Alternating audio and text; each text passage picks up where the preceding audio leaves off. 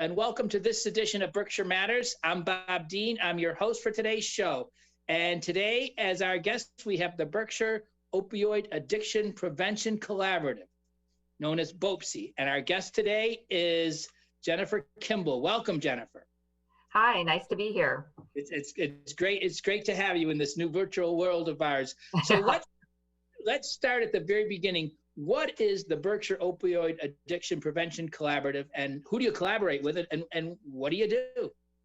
Well, the history of the collaborative is that which is now in its 8th year, is a grant-funded initiative through the Massachusetts Department of Health Bureau of Substance Addiction Services. We were approached in, I believe, 2013 by the then director of the Northern Berkshire Community Coalition, Al Bashevkin, and he had seen a grant come up around primary and secondary interventions around opioid use disorder. And NBCC had already at that time identified opioid use disorder as an issue in North Berkshire.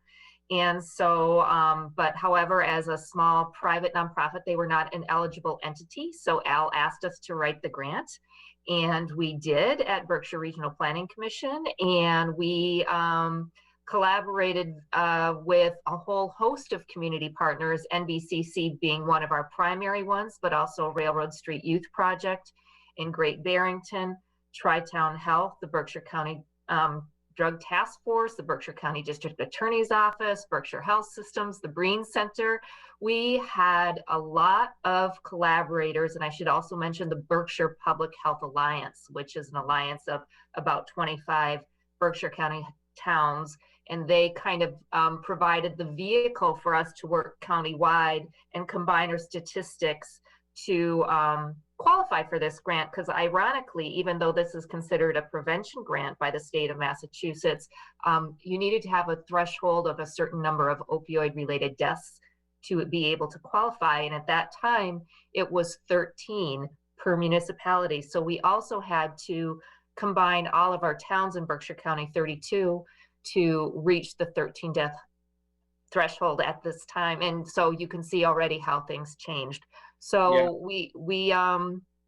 We band together to work countywide on a number of primary and what are called primary, that is addiction before it starts, preventing addiction before it starts, and secondary prevention kind of interventions that once addiction has already happened, how do you reduce the harms associated with it? So we have a number of interventions from obviously education for the public around opioids. What are they? What are they not? What they can and cannot do. We're there as a resource for local boards of health, for educators, for people. We have a website, boapc.org, and a Facebook page. We get out information that way, as well as an e-newsletter. We provide information about safe disposal of opioids and other drugs, and advocate for more prescription medication drop boxes throughout the county. We try to educate people about alternative methods for pain control, things that are actually more effective than opioids, which is a lot, for controlling pain, especially long-term chronic pain. We advocate and coordinate for educational opportunities, not only from lay people or people working in the field, but also physicians, that trainings like scope of pain and other things, learning more about pain, learning more about medications for opioid disorder. So we do all those kinds of things. And on the secondary end, which we call a lot of our harm reduction end, which is a lot of what we do our work in anyways, we advocate for we train and advocate for naloxone or Narcan access sites. We let people know where they are. We let people know where they can get free Narcan. We provide Narcan trainings. And then we also have advocated for what are called harm reduction sites or comprehensive drug user services, also known as the syringe access program. But of course, anyone that is familiar with syringe access programs knows that it offers more than syringes to clients. When I started this work in 2013, Berkshire County had no harm reduction sites, and now we have 3. We started off with North Adams, then we got Great Barrington, and just in August of this year, Great Barrington has voted for syringe access sites. We also have been at the table advocating for supportive housing, transitional housing, more treatment facilities. Also, it should be noted when we started this work, Berkshire County had no treatment beds, or what are called clinical stabilization beds. So we've definitely come a long way. So that's some of the things that BOAPC kind of seminally is known for. So just in listening to that, it's this is such a complicated issue where, you know, what does housing have to do with somebody who's struggling with addiction kind of thing? But also, before we get to that, so how did all of this begin? You know, you were talking about you know, medication that, you know, we you know, and now we've got harm reduction sites because people are injecting. So how did we get where this became a problem with prescribed medications, as I understand it, and now it's continued to grow and it's a problem where people are injecting heroin laced with fentanyl? Yeah. Well, books are written about this, you know, entire books. So it's really, it's a tough history. It's, I mean, really, I think to understand what's going on with opioids in this country, you have to look with clear eyes at the history of race in this country, with the history of prohibition in this country, and everything that, you know, now we're, you know, coming to call white supremacist culture. But, you know, that a lot of times you'll hear people talk about, well, this really happened in the 90s when pain was the fifth vital, considered to be the fifth vital sign. And so we started really looking at pain. But I want to back it up a bit and say this isn't the first time that we've had issues with substance in this country or issues with opioids. I mean, 3 decades ago in the 60s and 70s, heroin was a huge problem for people in inner cities and people of poverty in inner cities.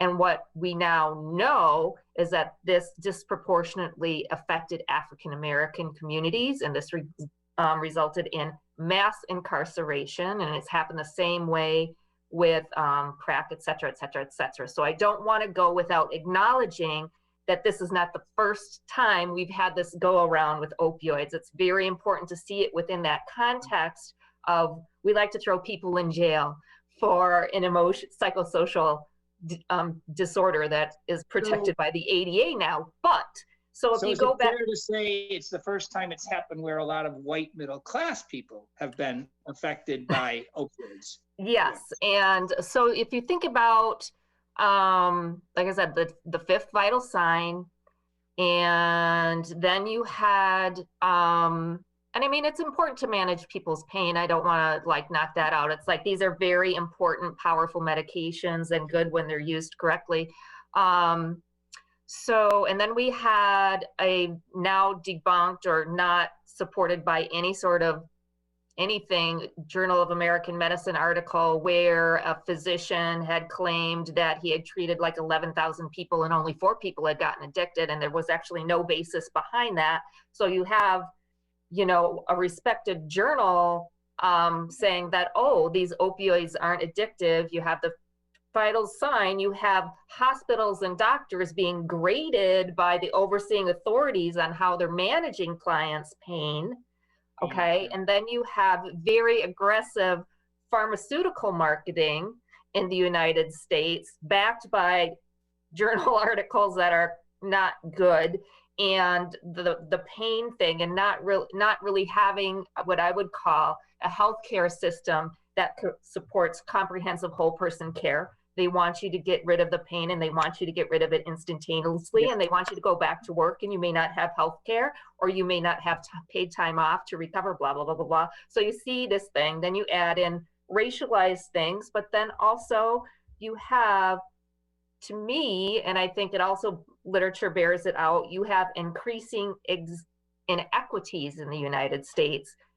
Job loss, despair, lack of access to education, all these things, specifically in the rural areas, think Tennessee, Kentucky, things like that. Places like that, where particularly they have been hit hard, you can really see them as diseases of despair, and we can talk about ACEs later. So where we are now is it really started to, I think, bump up quite a bit in Berkshire County, really after we got the grant.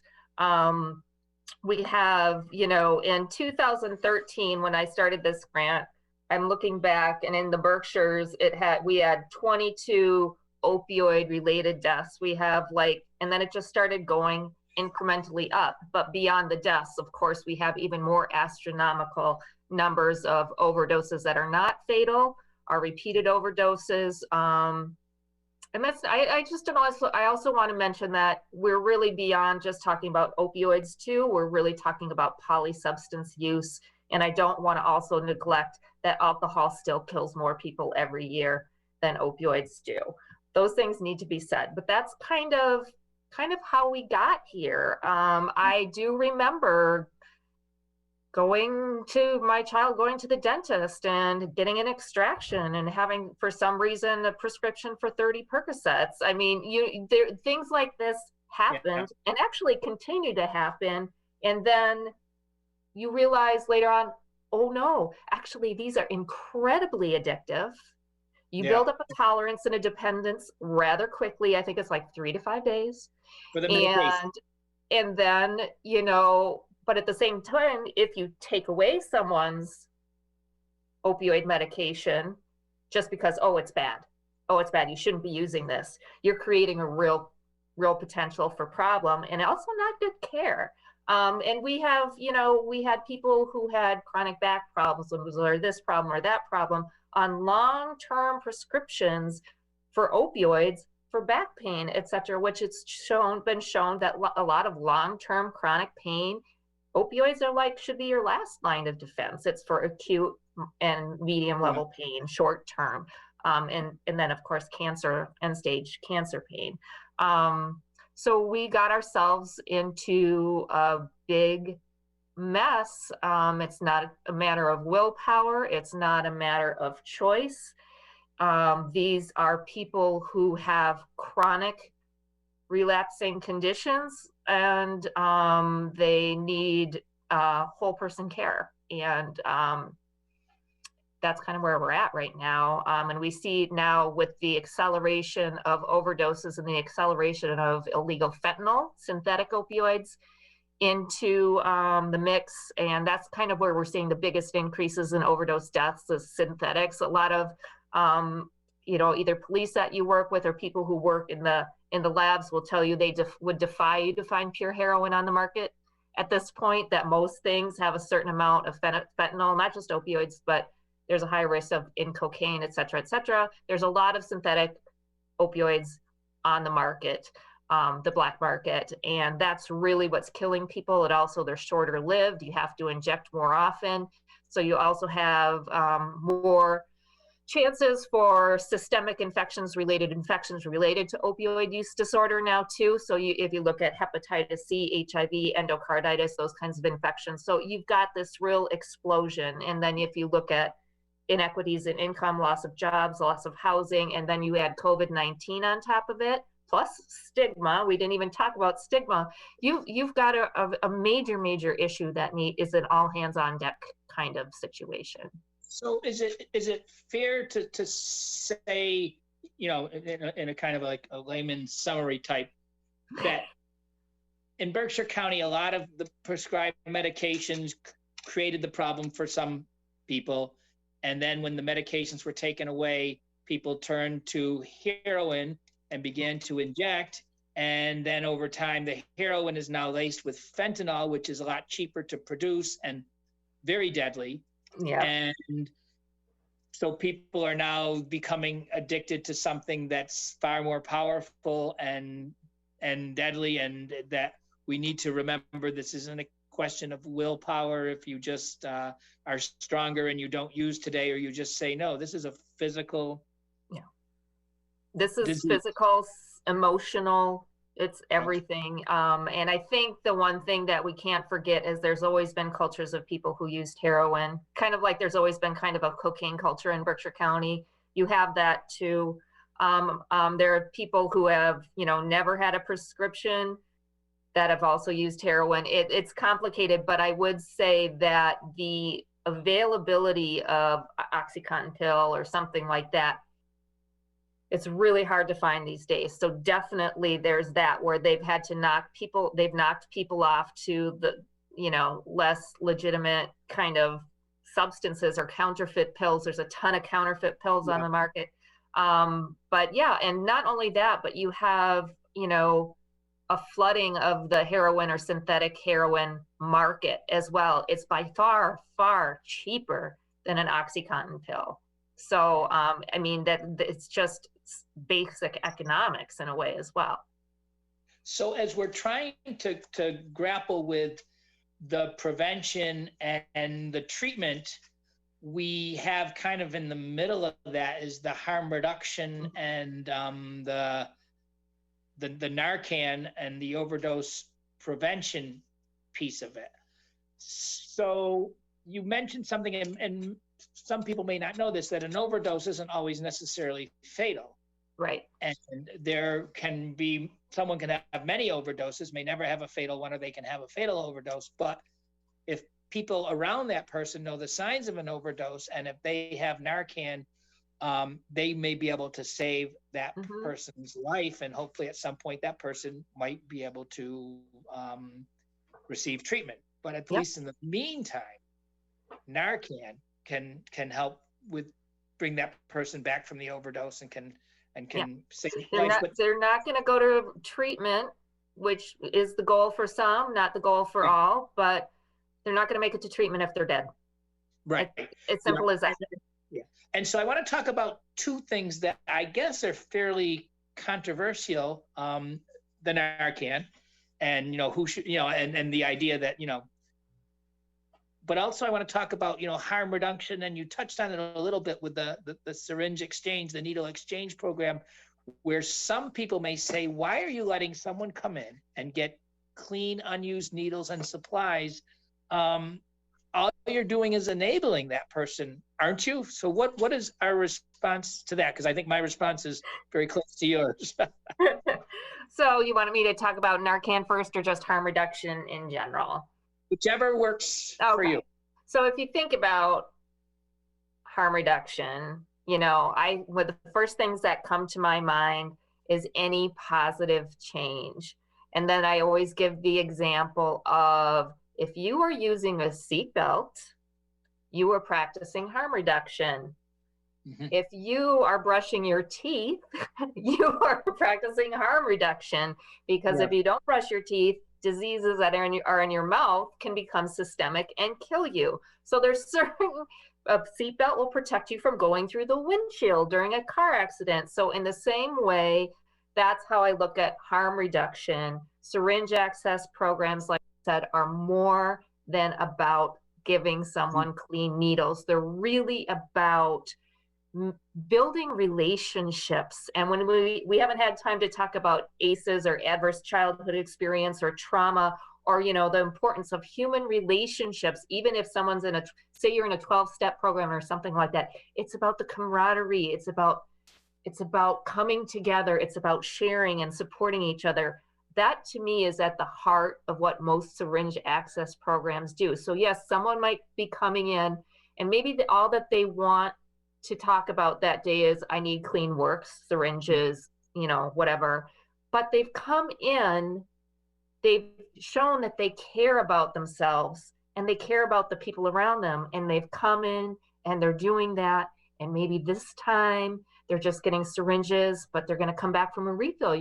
For a refill, you're going to have, there's usually coffee and snacks in there. There might be clothes, that kind of thing.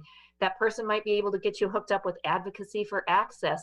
Maybe you'll decide that you want to get a hepatitis C or HIV test. Maybe you'll pick up some condoms so you keep yourself safe, and slowly build those relationships.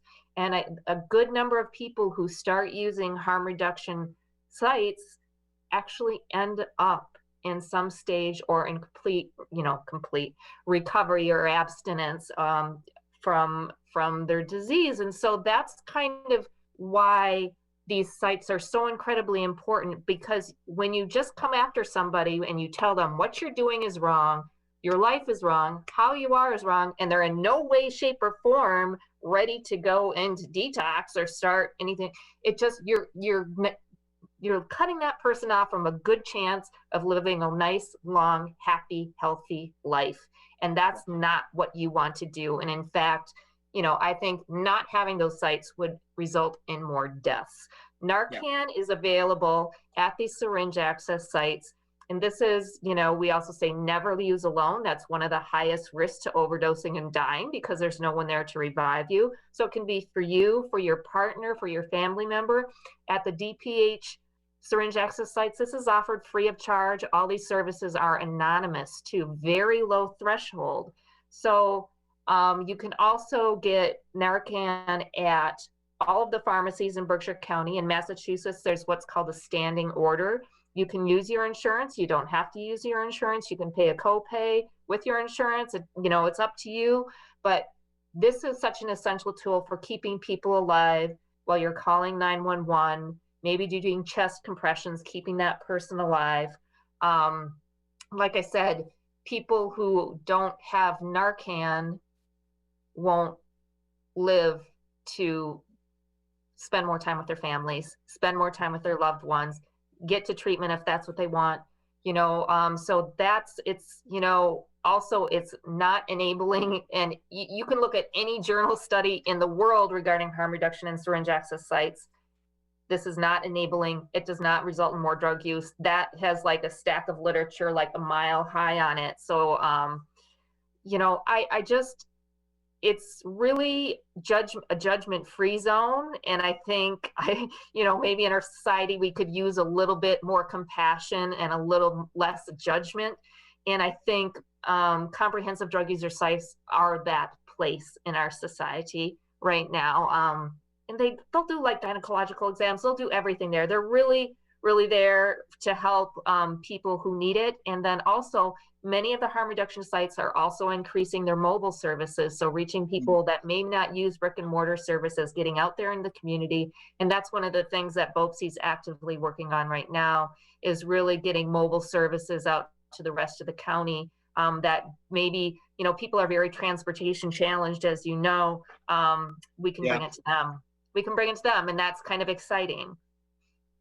And I've been volunteering at the Tapestry Syringe Exchange location up in North Adams since January, and it provides a very important, very necessary service. And it's exactly what you said. It's a non-judgment zone, and people are able to go in there and get clean supplies. They return the used needles, so we get those out of circulation. No little kid's going to get accidentally pricked with a used needle because we're taking them away, and giving Narcan, and also telling these people, don't use alone, and if go low and go slow, because you don't know what's in a lot of this stuff. And what I've learned is people are most at risk when they have been trying to reduce the amount of their intake or trying to quit altogether, and then they start using again. And so it's just so important for them to go someplace where they can get this information, and to know that they're not going to be judged, but that help is there, and maybe at some point they will be ready to seek treatment. We've got about 4 minutes left, and you mentioned ACE a couple times, adverse environment. So let's just touch on that briefly. I guess the point being that this doesn't happen in a vacuum. No. Adverse childhood experiences, what we will call ACEs, or your ACEs score. It's actually a very well-regarded CDC Kaiser Permanente study, and it goes through, it's like a very short questionnaire of 10 steps around childhood trauma.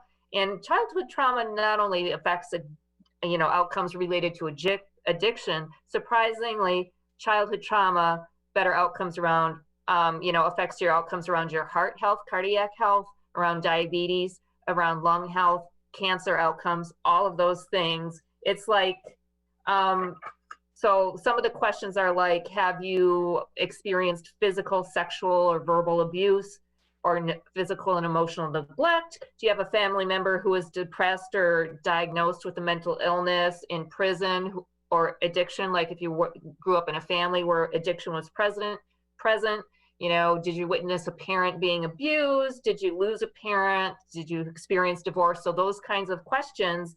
And, you know, there are other expanded things, but I think one of the most important things to note, I think it's like, if you have a score of 5 or more on your ACEs quiz, you're like, I want to say 4 to 7 times more likely to experience addiction in your life than other people. So the trauma and being trauma informed and understanding people as whole people, a lot of times, you know, we've learned, instead of like when we look at somebody and we make a judgment call about how they're living their life and blah, blah, blah, and we do the finger wagging and we get all on our high horse, we should really, instead of talk about, you know, what's wrong with you, but what happened to you along the way. This, like you said, it doesn't happen in a vacuum.